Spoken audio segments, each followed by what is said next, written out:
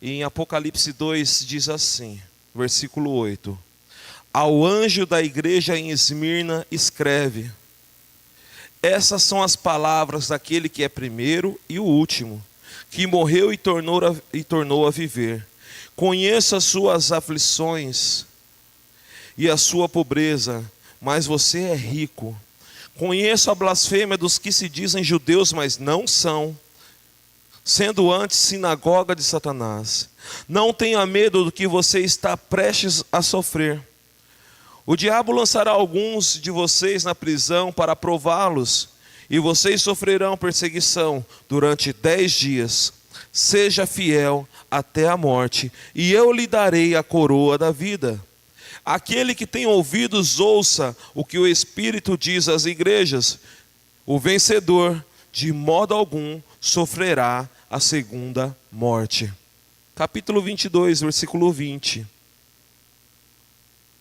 Aquele que dá testemunho dessas coisas diz: sim, venho em breve. Amém. Vem, Senhor Jesus. Deus Todo-Poderoso, Rei dos Reis, esta é a Tua palavra, Pai querido, e nós desejamos ouvir da Tua voz, conhecer mais de Ti, sermos direcionados pela Tua presença e guiados pelo Teu Espírito. Por isso, Deus, venha falar conosco, ó Pai, os que estão aqui, venha falar, ó Pai querido, com aqueles que ouvirão essa mensagem, ó Pai querido, através, ó Pai querido, do YouTube, Pai, que eles possam viver, ó Pai querido, possam ouvir e viver, ó Pai querido, a Tua palavra, ó Pai. Pai, que nós possamos, ó Pai querido, nos alegrar hoje nessa manhã por ouvir a voz do Teu Santo Espírito e sermos direcionados por Ti, ó Pai querido. Guia-nos dia após dia em Tua palavra, Senhor. Santifica-nos na verdade. A Tua palavra é a verdade. É assim que eu oro e agradeço, Jesus. Amém e amém. Glória a Deus. O título da mensagem é Maranata, a igreja de Esmirna. E hoje nós vamos ouvir o que Deus tem a falar conosco através dessa carta à igreja de Esmirna. Como eu disse semana passada, né, nessas 7 cartas enviadas às igrejas do Senhor, em alguma dessas cartas nós vamos nos encontrar. Ou em algumas dessas cartas nós vamos nos encontrar. E que você possa ouvir cada ministração que for relacionada às igrejas do Senhor ali que ficava na Ásia. E comece a perceber em qual ponto você se assemelha. Porque a palavra do Senhor vai dizer aqui que em 7 cartas que foram enviadas, 5 igrejas, elas levaram um puxão de orelha. E 2 igrejas não levaram puxão de orelha. Mas o Senhor deixou uma mensagem para todos aqueles que vencessem as suas dificuldades e as suas lutas, dando uma promessa maravilhosa. Então, ao meditarmos nessa mensagem, nessa palavra, que você comece a ver em qual ponto você se encontra da sua vida, para que você possa dizer, para que você possa ouvir: aquele que tem ouvidos, ouça o que o Espírito Santo de Deus diz às igrejas. Porque o Senhor quer falar conosco nesses dias. Amém? A igreja de Esmirna, ela ficava ali na região da Ásia, ela ficava um pouco acima de Éfeso, e ela tinha uma relação com Éfeso de, assim, uma disputa. Ambas queriam ser a melhor cidade da Ásia. Ambas queriam ali no que o seu território fosse conhecido como a melhor cidade de entrada de acesso à Ásia. E com isso, ela era uma cidade toda ornamentada, tinha grandes prédios. Ele tinha um monte chamado Monte Pargos lá, aonde ficava em cima alguns templos e as casas dos nobres das cidades. Os moradores que ali viviam praticamente todos eram bem de vidas, era um lugar muito rico. Havia prosperidade naquela cidade. Naquela cidade também, ela foi criada nos tempos do rei Davi. Ela já havia ali mais de 1000 anos que existia. Em certo momento, aquela cidade ela foi invadida, destruída e deixou de existir. E depois, 200 anos antes de Cristo, ela foi reconstruída de novo. A cidade de Esmirna era a cidade mais fiel ao governo de Roma.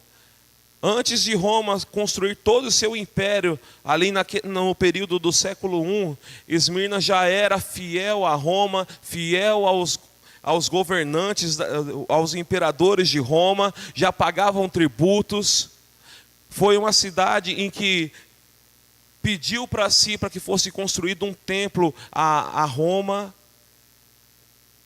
Foi uma cidade que também pediu para construir um templo ao César, ao governador de Roma.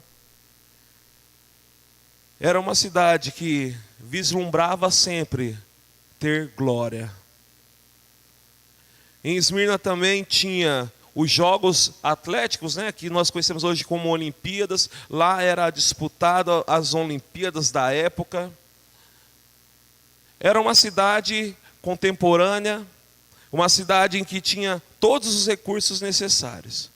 E o Senhor manda uma carta para a igreja que estava lá. E ele vai dizer, ao anjo da igreja em Esmirna, escreva: essas são as palavras daquele que é o primeiro e o último, que morreu e tornou a viver. E o Senhor Jesus aqui, ele se apresenta como aquele que tem todo o governo em todos os momentos. Uma cidade que buscava ser governada pelo Império de Roma, agora se vê ali uma igreja dizendo assim: olha, quem governa desde o princípio até o último momento da vida de vocês sou eu. O único imperador da vida de vocês sou eu. O único Senhor da vida de vocês sou eu, Jesus. E ele diz assim: aquele que morreu e tornou a viver. E era algo que a cidade de Esmirna conhecia, porque foi uma cidade que nasceu, deixou de existir, morreu e voltou a viver. Era algo que a cidade conhecia sobre não existir e voltar a existir. Não ter mais vida e recurso e voltar a ter vida e recurso. E o Senhor Jesus diz aos crentes ali: essas palavras são daquele primeiro e último que morreu e tornou a viver. Conheço as suas aflições e a sua pobreza. Em algumas versões já está escrito: conheço as suas tribulações. E em umas versões mais antigas eu fui pesquisar lá como estava escrito, e está escrito assim: eu conheço o que vocês estão passando. E eu quero trazer para vocês uma coisa: Deus conhece as nossas vidas.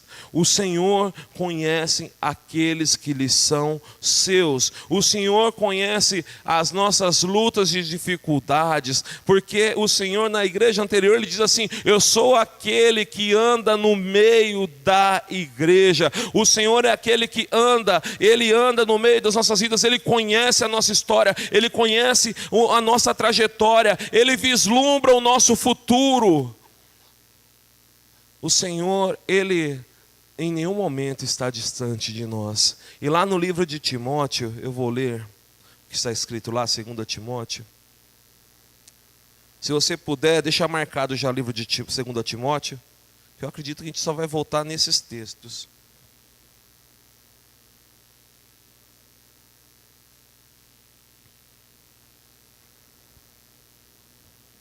No livro de 2 Timóteo, no versículo 19...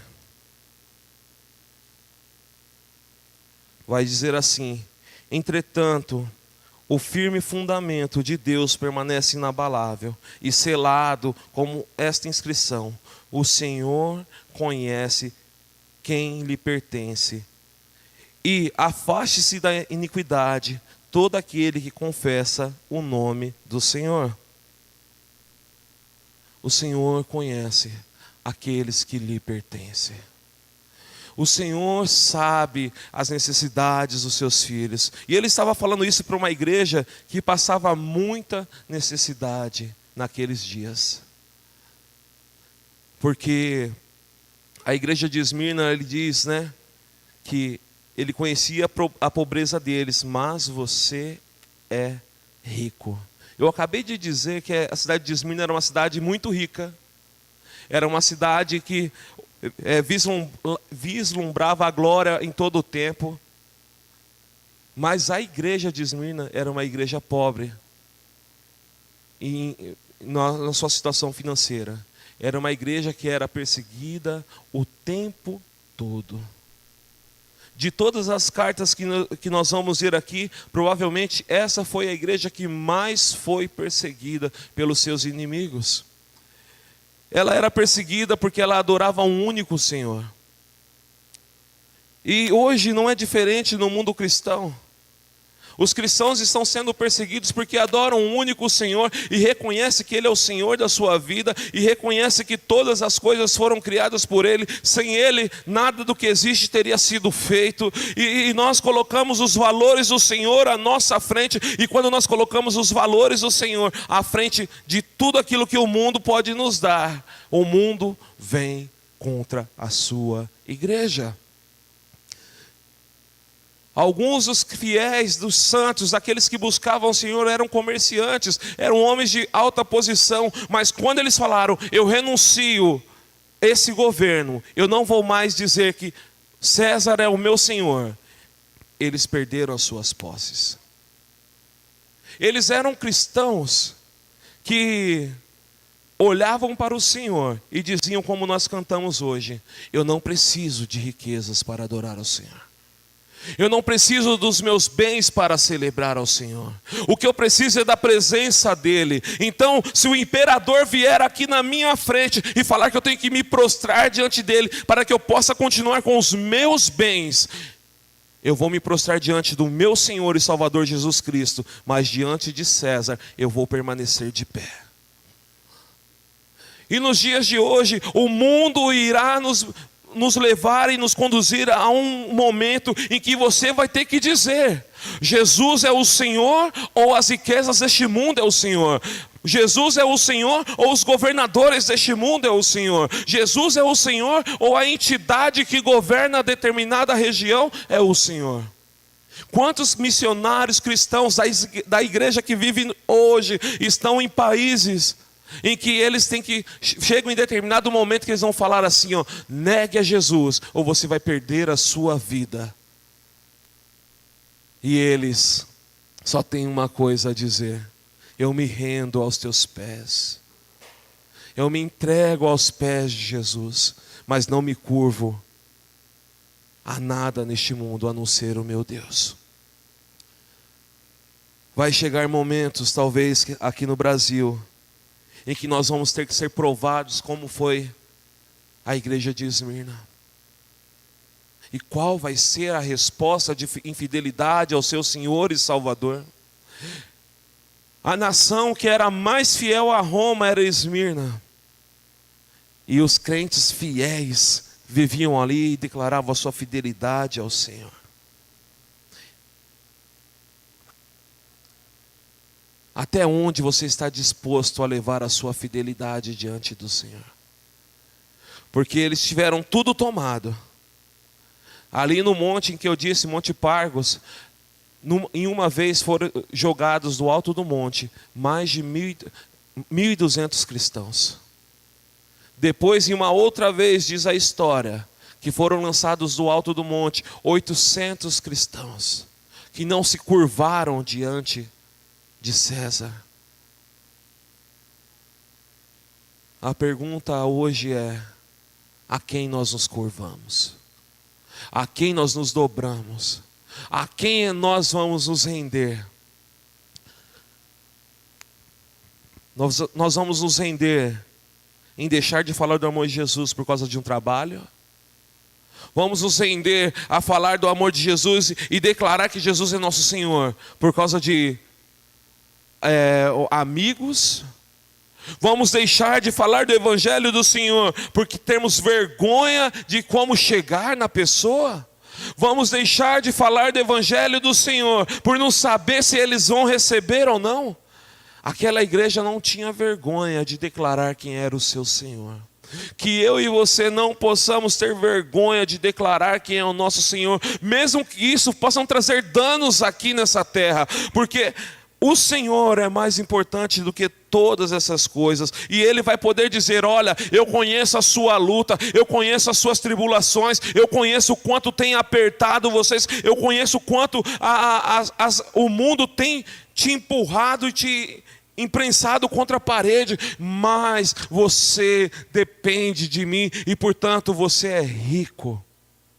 Porque você alcançou lugares que o mundo não pode dar. Você alcançou a minha presença, alcançou o cuidado e o zelo que eu tenho pelos meus filhos. Nós lemos aqui para ministrar sobre os dízimos e ofertas, que o Senhor é quem cuida de nós. E aquela igreja era sustentada pelo Senhor, pelas mãos do Senhor. Por mais que podiam deixar tudo escasso para eles, o governo ali de Roma tirando tudo deles, eles tinham as suas necessidades supridas pelo Senhor. Neste mundo, em meio às suas lutas e dificuldades, você terá as suas necessidades supridas. Aonde todo mundo vai falar: ora, é escasso os recursos que ele tem, por causa do poder do nosso Senhor, nós vamos prevalecer.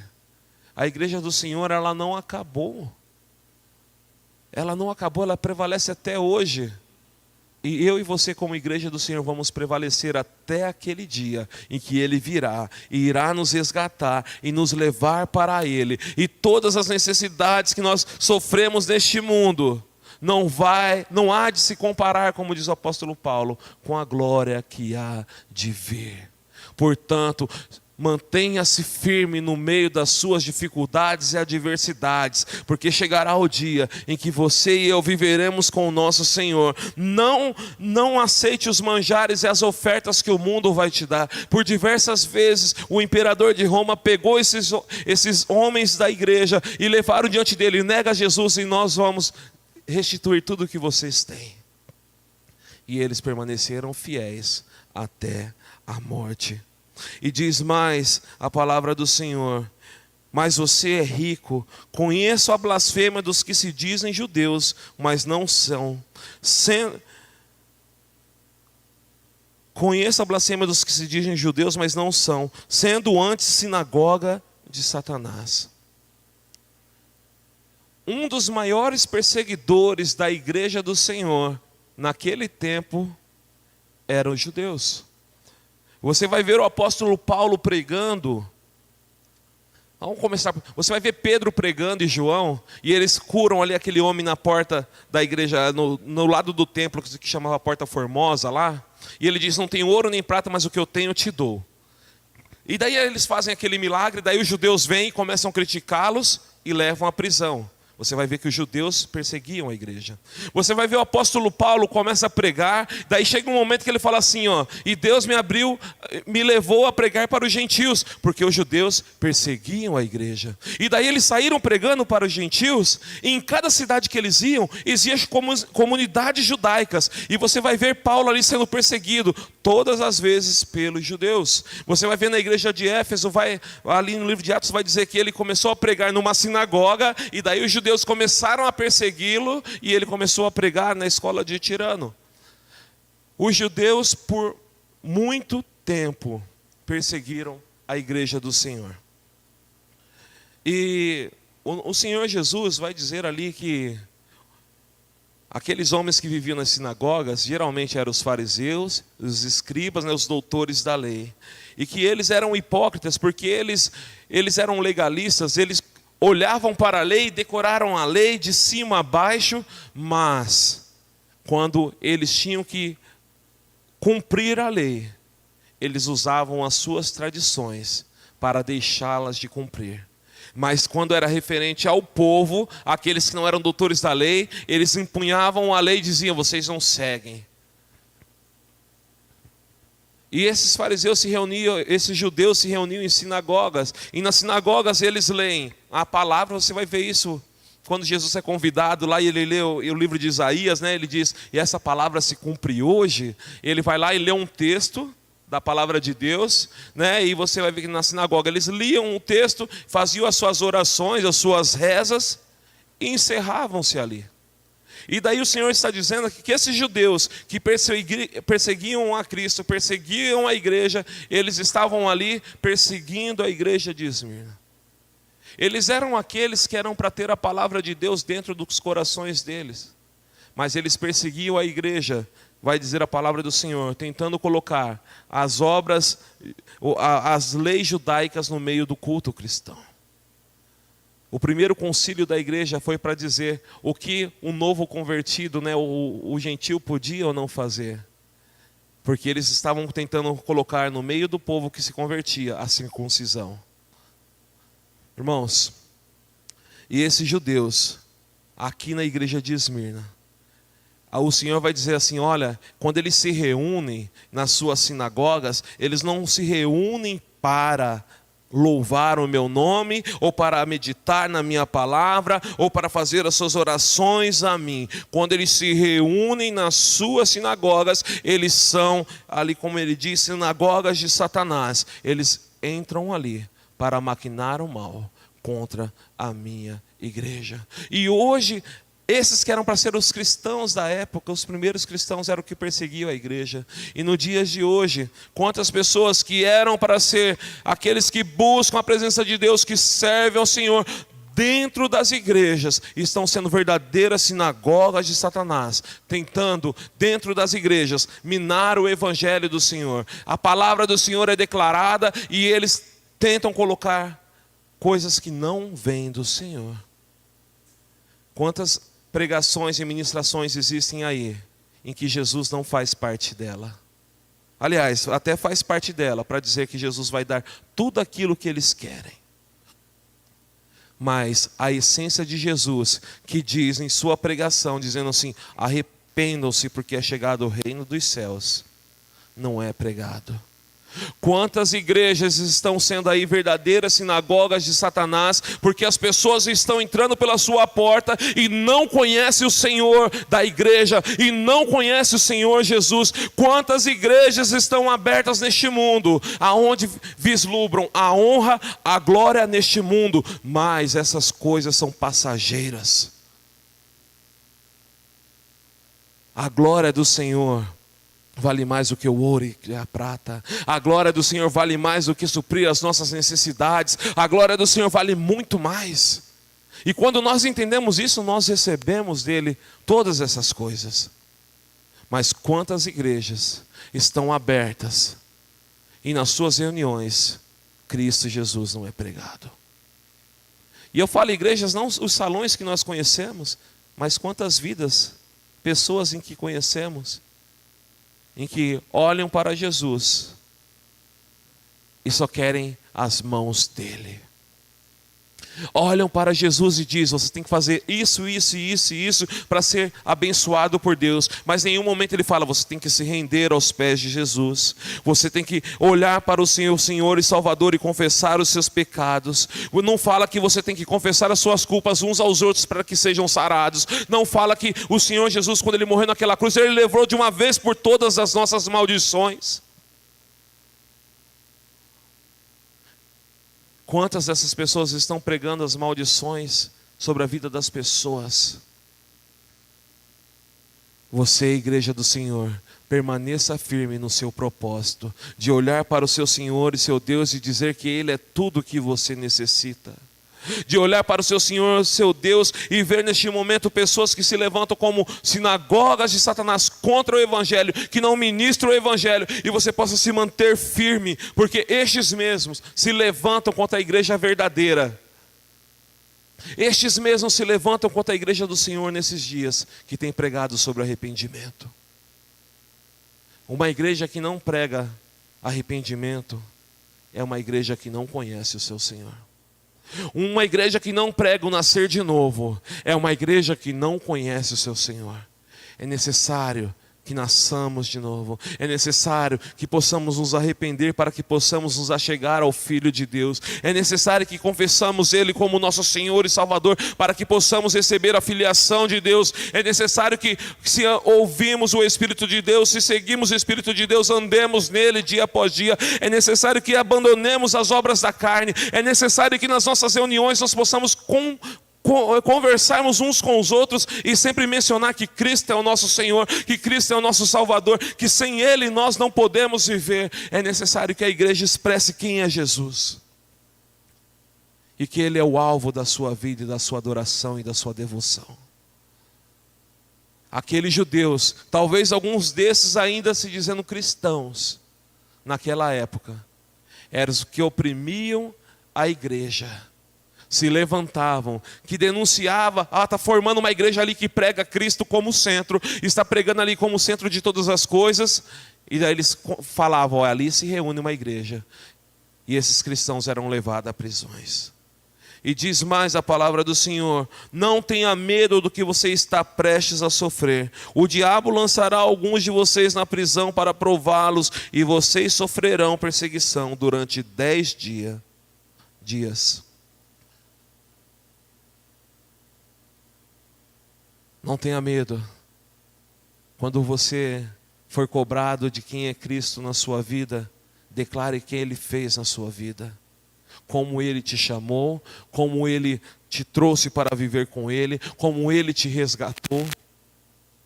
Qual foi a esperança que Ele colocou no seu coração. E qual é o futuro que Ele lhe prometeu.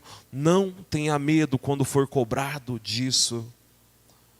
Não tenha medo de declarar quem é o Senhor da sua vida, mesmo que isso possa lhe custar um emprego ou uma amizade, mesmo que isso possa lhe custar a sua condição financeira, mesmo que isso possa lhe custar um tratamento de saúde. Não tenha medo de dizer quem é o seu Senhor e seu Salvador, porque essa provação em que Cristo se refere, diz assim, olha, ela tem um tempo para começar e tem um tempo para acabar. Ela não é eterna. E esses homens, e essa igreja, essas mulheres, essa igreja de Esmirna, muitos foram levados a prisões, muitos morreram, mas não temeram. Porque a palavra do Senhor vai dizer assim, não tenha medo do que o homem pode fazer contigo, mas tenha medo daquele que pode te levar, mas tenha medo daquele que pode te matar a alma e te lançar no inferno. Eles não temiam as coisas deste mundo, era tudo passageiro. Um homem que provavelmente era o bispo dessa igreja, o anjo dessa igreja, Policarpo, ele foi levado diante dos governantes daquela cidade, no ano de 155 depois de Cristo. E ali, eles falaram, olha, se você negar a Jesus, nós vamos te dar liberdade. Se você falar mal do seu Senhor, nós vamos te dar liberdade. E ele disse assim, como eu posso falar mal de alguém que sempre me fez tão bem? Diante dos governadores, levaram ele e mostraram as feras que iriam devorá-lo. E ele não se dobrou. Então o governador decidiu colocá-lo no meio de uma fogueira. Ele ameaçou, eu vou colocar você no meio de uma fogueira. E ele vai dizer assim, acenda logo esse fogo. Ele diz, acenda logo este fogo, porque ele fala para aquele homem, você é tolo, esse fogo vai durar alguns momentos, mas você não entende que um dia haverá um fogo eterno, em que toda a humanidade poderá ser lançada, se não se dobrar aos pés do Senhor Jesus. E ele morreu como mártir da igreja, não se curvou diante dos governos daquela época. Ele diz, 86 anos eu vivi, e o meu Senhor e Salvador me fez tanto bem. Quantos anos você tem vivido? Quantos anos o seu Senhor e teu Salvador tem te feito bem? Então não tenha medo das lutas e das aflições, porque elas são passageiras, elas vão passar, e mesmo que essas lutas possam te levar a um cárcere, e mesmo que essas lutas possam te levar à condenação de morte, o seu Senhor vai dizer assim: seja fiel até a morte, e eu lhe darei a coroa da vida. Eu e você não fomos criados para vivermos neste mundo. Nós fomos criados para viver com o nosso Senhor e Salvador.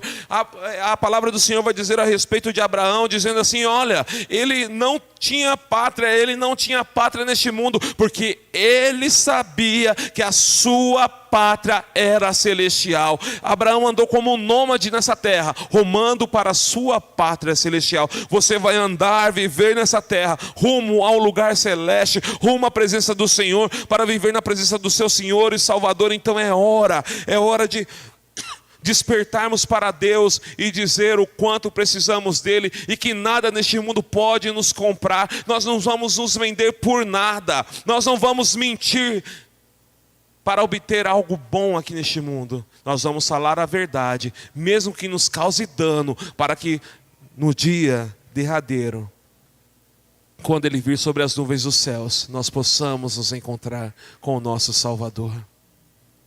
Seja fiel até a morte, e eu lhe darei a coroa da vida. Como eu disse, a cidade de Esmirna era a cidade mais fiel a Roma, e ele está falando de fidelidade a um povo, no meio de um povo que era fiel aos princípios errados. Daí ele fala assim: e dar-te-ei a coroa da vida. Livro de 2 Timóteo agora, irmãos.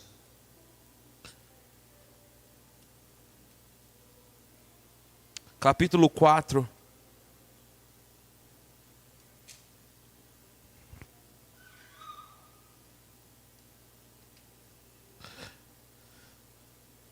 Diz assim no versículo 6: eu já estou sendo derramado como oferta de bebida, está próximo o tempo da minha partida. Combati o bom combate, terminei a corrida e guardei a fé. Agora me está reservada a coroa da justiça. Paulo aqui, ele diz que está reservada a ele a coroa da justiça. Paulo foi um servo de Deus fiel. Não conhecia o Senhor, mas quando o conheceu, ele fez questão de revelar ao mundo quem era o seu Senhor e Salvador. E ele não temeu a morte. Ele dizia: pois para mim morrer é Cristo e viver... Não, para mim morrer é lucro e viver é Cristo. Ele não desperdiçou os seus tempos. Ele serviu ao seu Senhor. E ele sabia que lhe estava proposto uma coroa. Por que usa coroa? Porque era o prêmio daqueles que competiam. E o nosso prêmio é a coroa da vida, como disse o Senhor, a coroa da justiça, como diz o apóstolo Paulo. O apóstolo Paulo diz isso também no livro aos Romanos, que os atletas competiam por uma coroa que perecia. Os Romanos não, o livro de Coríntios. Competiu por uma coroa que perecia, mas nós competimos, buscamos a presença do Senhor, demonstramos a nossa fidelidade, a nossa vida diante dEle, para recebermos a coroa da vida. E no mesmo livro, aqui no versículo 1 agora, diz assim, na presença de Deus e de Cristo Jesus, que há de julgar os vivos e os mortos por sua manifestação e por seu reino, eu exorto solenemente: pregue a palavra, esteja preparado a tempo e fora de tempo, repreenda, corrija, exorte com toda paciência e doutrina, pois virá o tempo em que não suportarão a sã doutrina, ao contrário, sentindo coceira nos seus ouvidos, juntarão mestres para si mesmos, segundo os seus propósitos e desejos, e eles se recusarão a dar ouvidos à verdade, voltando-se para os mitos.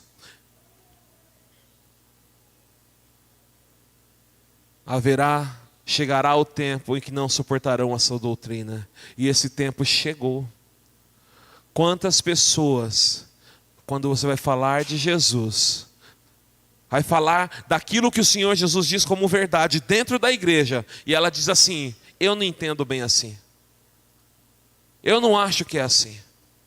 Quantas pessoas, quando vêm, confrontadas pela palavra de Deus, elas vão procurar os seus próprios desejos, os seus próprios caminhos, a sua própria visão de evangelho, achando que Jesus é aquilo que Ele quer que Jesus seja. E Jesus, Ele é santo, incomparável, imutável. Ele não muda os seus desígnios por nada.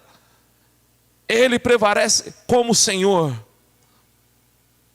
E quantos dentro das igrejas estão pregando para si um novo evangelho? E o apóstolo Paulo diz assim: ainda que um anjo apareça pregando um outro evangelho, que ele seja maldito e anátema, porque não existe nenhum outro evangelho senão Cristo crucificado, que morreu e ressuscitou. O meditar da palavra de Deus nos impede de não sermos enganados por um falso evangelho, por um falso Senhor. Seja fiel até a morte, e eu lhe darei a coroa da vida. Aquele que tem ouvidos, ouça o que o Espírito diz às igrejas. O vencedor, de modo algum, sofrerá a segunda morte. E o Senhor Jesus disse especificamente para essa igreja, porque essa igreja foi aquela que mais sofreu. Ao vencedor, o vencedor de modo algum sofrerá a segunda morte. Livro de Apocalipse, capítulo 22. 22, vamos ver.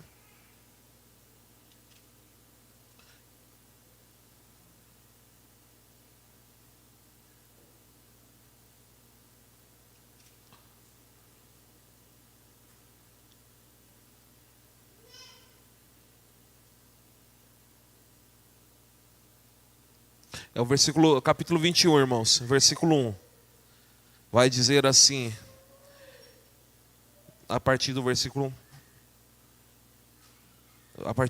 1. Então vi os novos céus e a nova terra, pois o primeiro céu e a primeira terra tinham passado, e o mar já não existia. Vi a cidade santa, a nova Jerusalém, que descia dos céus da parte de Deus, preparada como uma noiva, adornada para o seu marido. Ouvi uma forte voz que vinha do trono e dizia: agora o tabernáculo de Deus está com os homens, com os quais ele viverá.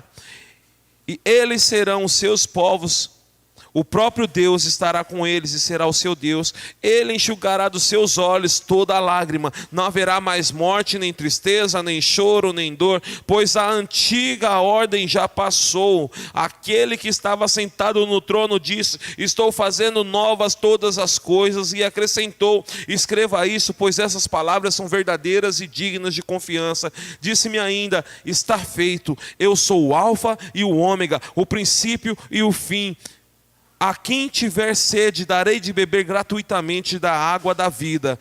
O vencedor herdará tudo isso, e eu serei o seu Deus, e ele será o meu filho. Mas os covardes, os incrédulos, os depravados, os assassinos, os que cometem imoralidade sexual, os que praticam feitiçaria, os idólatras e todos os mentirosos, o lugar deles será no lago que arde com enxofre, e esta é a segunda morte. Você viu aonde você vai viver? Você viu o local a qual Deus reservou para você neste capítulo de Apocalipse? A cidade santa, a nova Jerusalém. E ele diz: olha, ao vencedor não sofrerá o dano da segunda morte. O vencedor não será condenado ao inferno. A igreja do Senhor, ela vive para viver com Ele eternamente. Não há outro destino, não há outro lugar para mim e para você, senão a presença do nosso Deus. E o que faz essa igreja dizer: Maranata, ora vem, Senhor Jesus? O que faz a igreja de Esmirna, o que faz eu e você dizermos: Maranata, vem, Senhor Jesus? Não é as lutas em que vivemos, mas sim a fidelidade a qual nós temos para com o nosso Senhor. Porque mesmo que não acontecesse nada, não houvesse nenhuma luta, seríamos fiéis ao Senhor.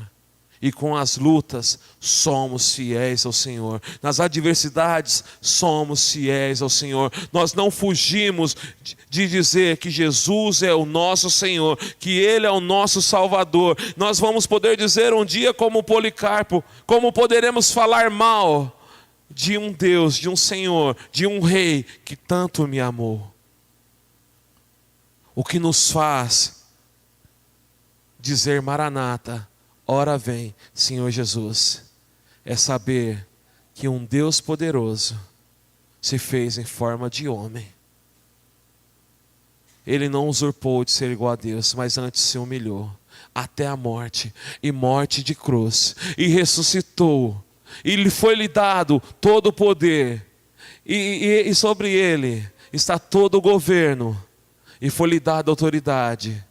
E diante dele todo joelho se dobrará e toda língua confessará que Jesus Cristo é o Senhor. E eu e você, por sabermos disso, sabemos que Deus nos amou, que Deus provou o seu amor para conosco pelo fato de que enviou Cristo Jesus para morrer por nós, sendo nós ainda pecadores, nós podemos dizer Maranata, ora vem Senhor Jesus, porque a palavra do Senhor vai dizer também no livro de Coríntios, dessa forma, que aquele que não conheceu o pecado se fez pecado por nós. Nós podemos dizer Maranata, ora vem Senhor Jesus, porque saber que Ele é o nosso Deus e o nosso Senhor, e nada vai poder tirar o lugar dele dos nossos corações. Nós podemos dizer Maranata, ora vem Senhor Jesus, ser fiel até a morte e dar-te-ei a coroa da vida. Isso é o que nos aguarda em resposta à nossa fidelidade ao nosso Senhor e Salvador. Ele se fez maldição por nós, para que nós pudéssemos viver a vida de Deus por toda eternidade. E por isso nós